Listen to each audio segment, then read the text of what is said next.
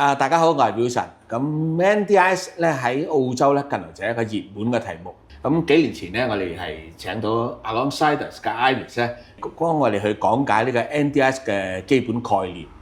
咁呢幾年嚟咧 ，Iris 本身嗰個團隊咧，同佢哋嘅服務咧，亦係進化咗好多啊！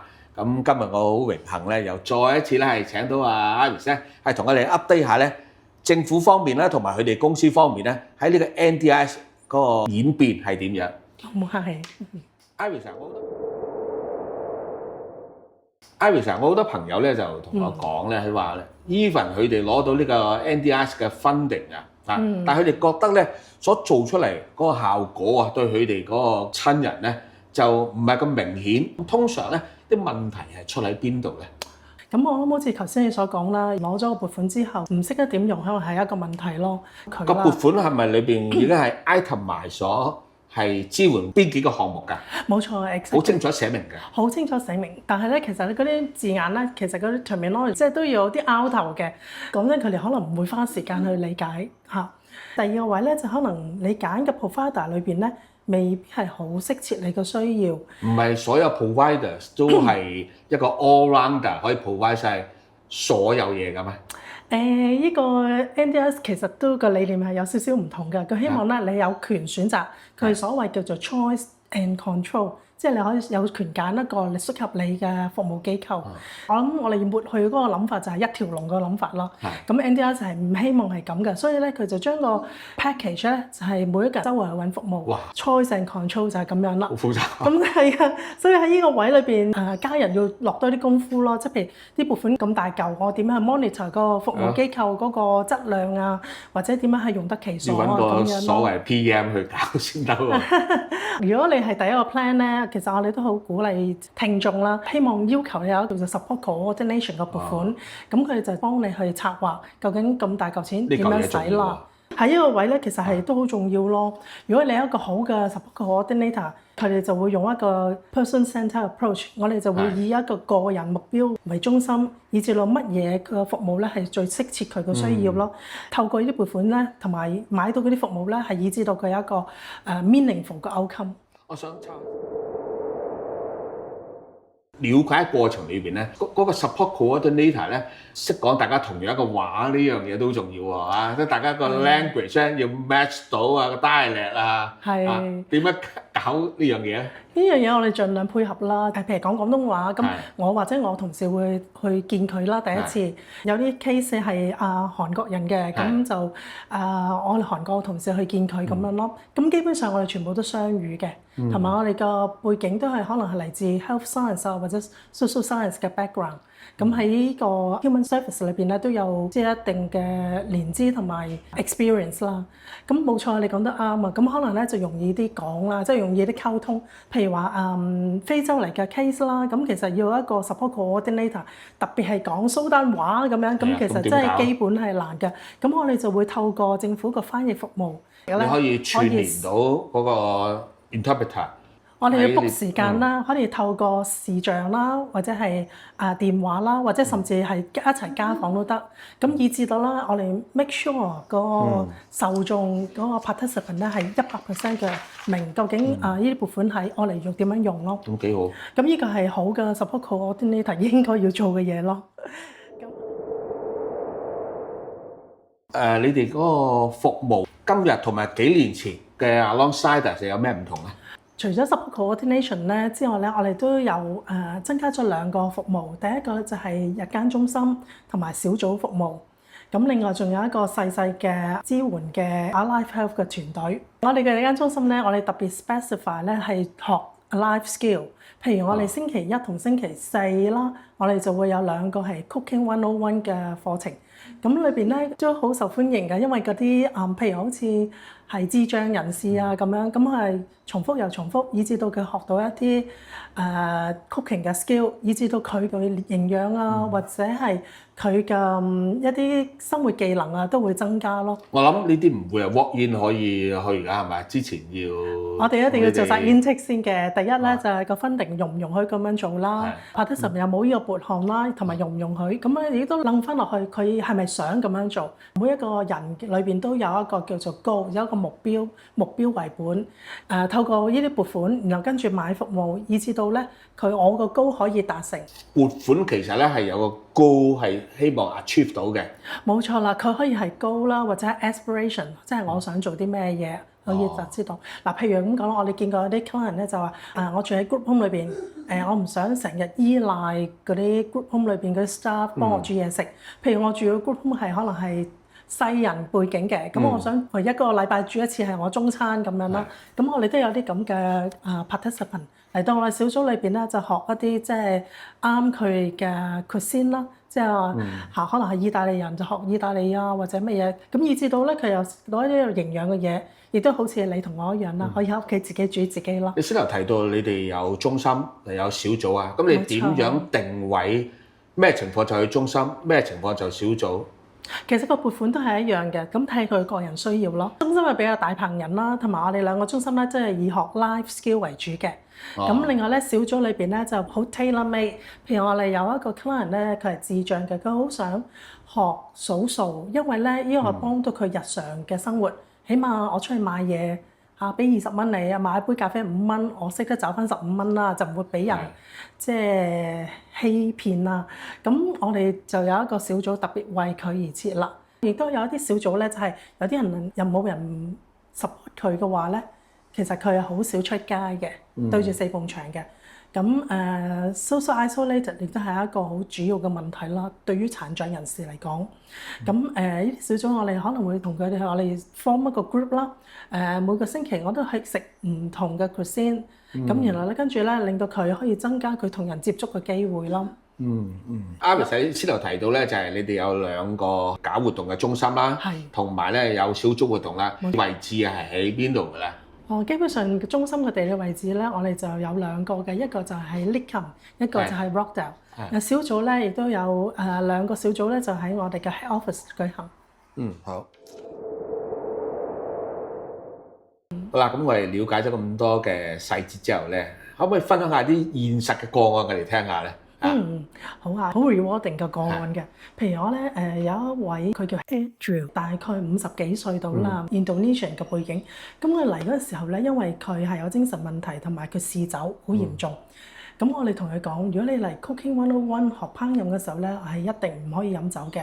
佢嚟咗差唔多2年。佢做到係啊，佢已經成個我哋嘅嘢，佢做得到。佢每一次嚟都唔飲酒，咁我哋都睇到好興奮咯。譬如我哋教咗佢啲嘢咧，佢影翻相話俾我聽。上次咧我學咗呢個韓國炸雞，咁佢 show 俾我睇，我屋企有整啊咁樣，你話係好 rewarding 咯。幾好啊！係啊，我覺得唔係淨係因為學咗嗰個 cooking skill，而係佢學識點樣自我有信心啦，點樣可以自我 control 啦。咁呢個結果咧係好 meaningful 嘅。講完 Andrew， 或者我又講一個後生啲20幾歲年輕嘅女子，佢都同我哋差唔多背景嘅，父母都係香港人咁樣啦，佢都係講廣東話，雖然喺度長大，咁佢咧其實係智障，佢名叫 Teresa。佢嚟咗我哋嘅 tennis club 之後咧，佢同人講嘅時都要匿埋一邊啊，唔敢話俾佢聽我叫咩名啊，以至到佢而家咧信心大咗好多喎。咁我哋個教練咧就初由用個 noodles set up 咗，以至到佢可以享受到，即係 hit 到第一板開始咧。佢而家嚟咗10堂，佢而家開始學 backhand 啦。呢個 tennis 嘅活動咧，通常係喺邊度舉行？係一個 Auburn Tennis Club 裏邊嘅。咁每個星期六，我哋教練都喺度教打網球。咁藉住網球呢個活動咧，令到佢哋標咗唔單止學識打網球正手反手咁樣。我哋希望佢哋可以 participate 喺個社區裏邊咯，好似你同我一樣。咁講係啊，好似呢個 Teresa 咁啦，佢又唔敢同人講嘢，以至到佢而家咧，佢可以好大膽話：我上個禮拜學反手啦，開始咁樣。咁你睇個進步由呢個點去到嗰個點係好闊咯。咁 Teresa 仲有一個好興奮嘅故仔咧，就係佢喺我哋嘅小組裏邊學插花，學咗4堂，跟住佢話：我而家讀緊 TAFE，讀緊 foundation course， 我可唔可以試下做啲同花有關嘅啲啊？咁我哋話開始同父母傾啊，佢父母都應承佢可以試下啦咁樣。咁我哋揀咗一啲forest assistant 喺 TAFE 裏邊讀。咁佢咧計劃到咧明年頭咧，佢就會報名讀 TAFE。佢去 TAFE 讀呢個插花呢啲嘢咧，係佢自己俾錢啊，抑或佢個 funding 可以佢 sponsor？唔會用佢嘅 funding 㗎。TAFE 咧就係如果你係攞殘障服務咧，其實係免費嘅。哦，咁好。係啊，佢同時咧有 disability consultant 咧，同你傾下呢樣嘢係咪適合你去讀咧嚇。咁呢個係可以用到一啲 mainstream education 嘅服務咯。Teresa 佢學呢個插花，佢係真係想將來我嚟用啊，抑或係 build up 自己啲 skill 啊，令其實咧初初係後者嘅，只係 recreation 咁樣啦。但係佢發覺佢真係可以估唔到，我可以用我嘅興趣咧變成可能 potentially 係我嘅職業喎，變成個 career。如果佢真係變成到話幾好咧，或者可能將來我再話俾你聽呢個個案啦。好，咁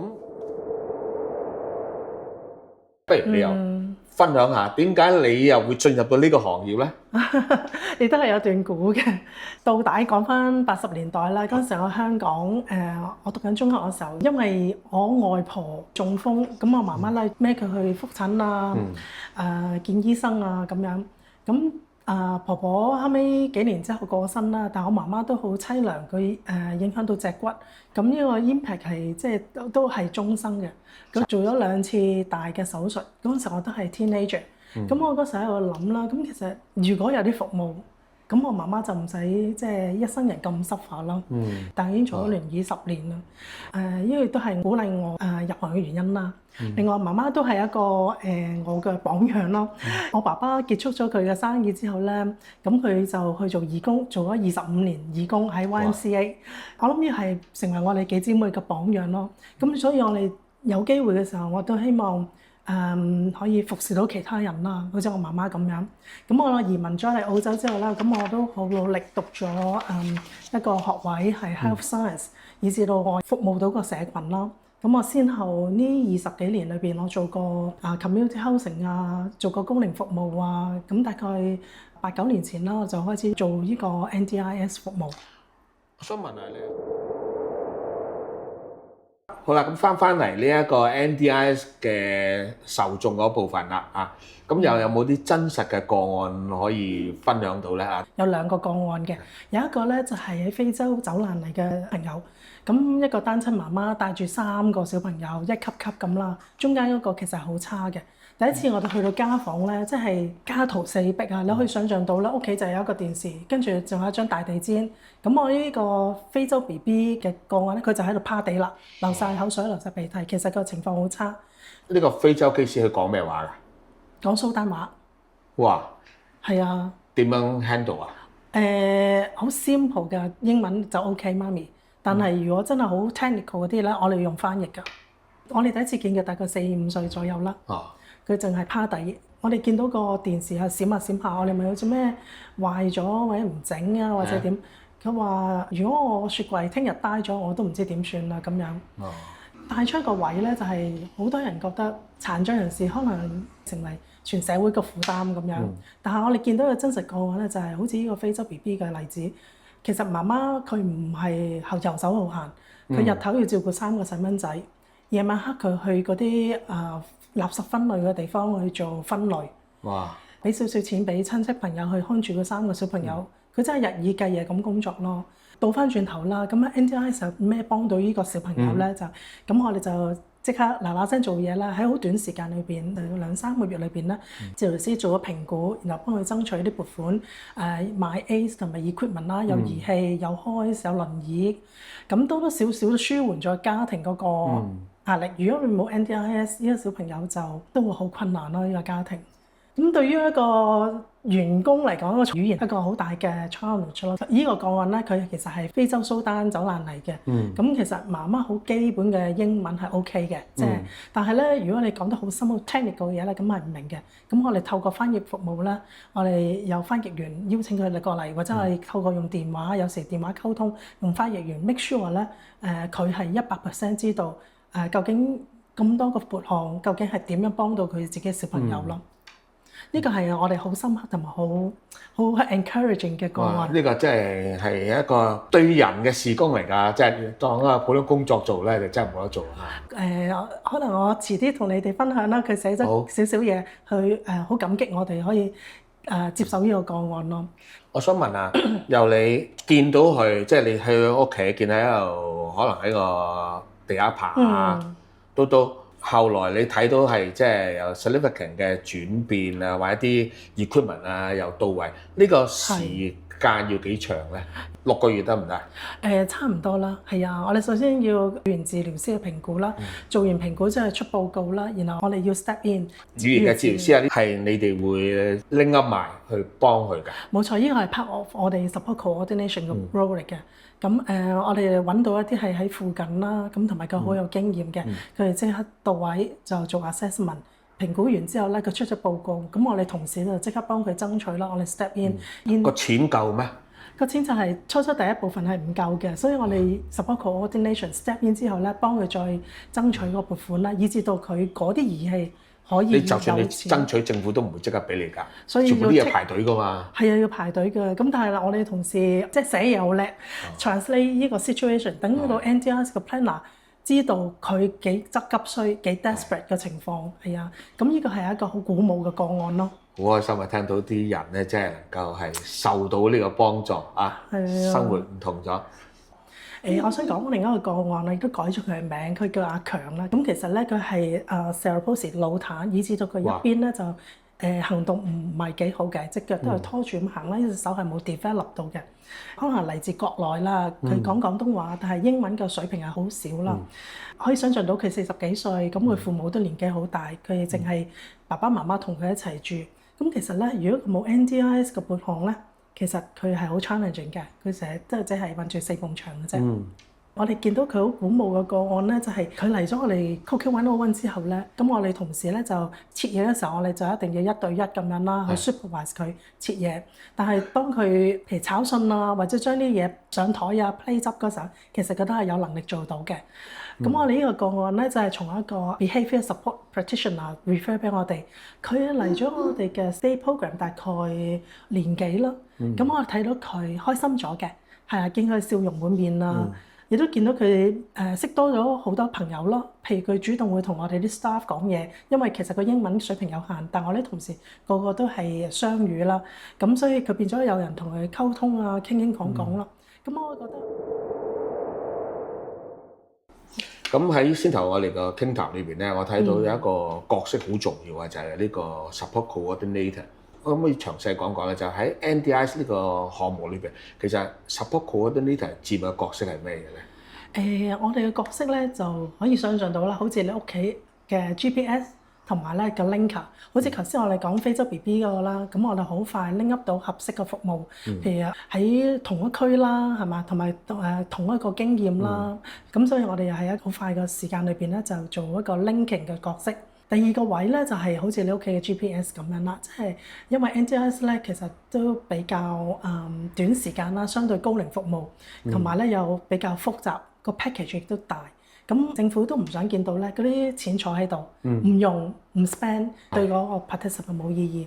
但係如果冇一個人協助你去計嗰條數嘅話咧，或者係點樣去 monitor 嗰個服務啊、質量啊同埋個成效咧，個情況可能係 overspend。最撈尾嗰2-3個月係冇晒撥款，咁亦都會。咁喺對上1-2個月咧 ，NDIS 喺法例上咧又有新嘅改變喎。咁我想問下咧，就係話今次嘅改變啊，對現時嘅用家同埋未入呢個 NDIS 嘅 program 嘅朋友咧，佢哋會有咩影響咧？好明顯嘅影響咧，就係佢嘅門檻係高咗啦。佢而家又希望係睇一睇佢嘅 functional 有乜嘢影響。譬如我哋有一個個案咧，佢就係TBI traumatic brain injury 係腦嘅損傷。咁佢本身佢係一個貨車司機，因為做咗腦手術，以至有損傷。但係佢而家咧，甚至係送仔女附近返學咧，佢都做唔到。咁佢只係40幾歲咁樣。咁所以初嘅時候咧，佢 roll 入嘅 system 咧就係有3部分啦，有 core budget。有 capacity building 同埋有 capital， 以至到佢可以有儀器啊，或者係改裝屋企啊 home modification。但係最近因為法例改咗之後咧，佢就 cut 咗佢個 core budget，因為咧佢話你只係需要 capacity building， 即係你嗰啲 physio 啊對你嘅起居有啲咩影響。咁而家我哋就幫佢爭取緊咁樣。咁你可以睇到咧，新嘅法例咧，而家佢個 focus 就轉變咗，唔係話我斷咗症係乜嘢病，你就可以入到呢個 system，而係要睇你個 impact 咁對於現時用緊呢個 funding 嘅受眾咧，佢哋受唔受呢個新法例嘅影響咧？其實咧，佢哋設定咧就係由2028年1月開始，新入呢個 scheme 咧先會受影響。但係好似我哋頭先見到嘅個案咧，都收緊啦。當你要做 plan reassessment 嘅時候，到佢哋如果真係將來要做呢個 reassessment，有啲咩嘢咧？佢哋需要事先準備咧？我諗大家要考慮就係啲 paperwork 㗎啦。咁所以嗰啲文件要寫得整齊啦，要妥當啦，特別咧係對你嘅 impact 有啲乜嘢影響。咁呢個咧亦都係治療師嘅職責。咁講到尾咧都係 evidence base 去證明你有啲咩需要。咁 way forward，你哋嗰個嘅服務咧又會有咩方向上嘅轉變咧？係我哋都希望可以即係服務多啲嘅受眾啦。我哋又會做多一啲個人嘅服務啦，譬如 in-home 嘅 support 啦，同埋幫一啲年青人去就業啦，同埋 home modification 呢幾個方面，我哋希望嚟緊嘅不久將來可以發生啦。咁喺跟住落嚟咧，我會有佢哋嘅一啲活動嘅花絮俾大家睇下嚇。咁如果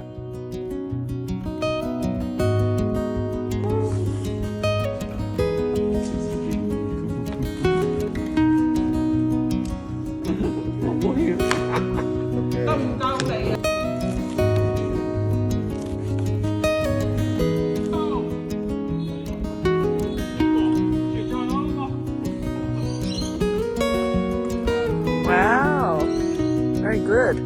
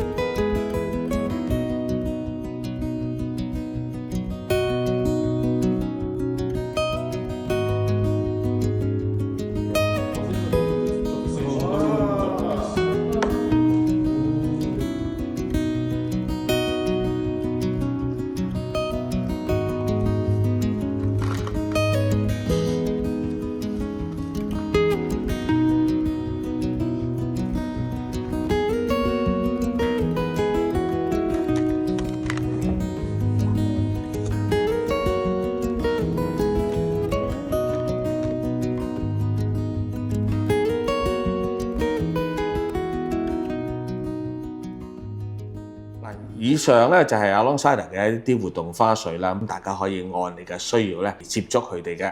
好啦，咁如果喺呢一集裏邊好多觀眾咧，佢睇完之後咧，又想揾人去搞清楚，究竟佢依家用嗰個 service 啊，係咪用得對咧？咁呢啲觀眾應該點樣做咧？我一陣間擺個連結喺下邊啦。我哋有一個 sign up form 嘅，咁我哋同事咧喺24小時之內一個工作天就會回覆你，或者可以你註明下啦，你想要講邊種語言嘅同事啦，同你聯繫啦。但係基本上咧，我哋講英文啊、廣東話啊、國語啊同埋韓文咧都係唔成問題嘅。好啦，咁我哋今日咧就好多謝阿 Iris， 即係其實係用呢個愛心咧去幫呢啲咁嘅朋友嚇。多謝你啊！冇客氣。大家觀眾咧覺得有需要聯繫嘅，你就跟呢個熒幕所講嘅方法咧去接觸佢哋。好，咁我哋下一集見，拜拜。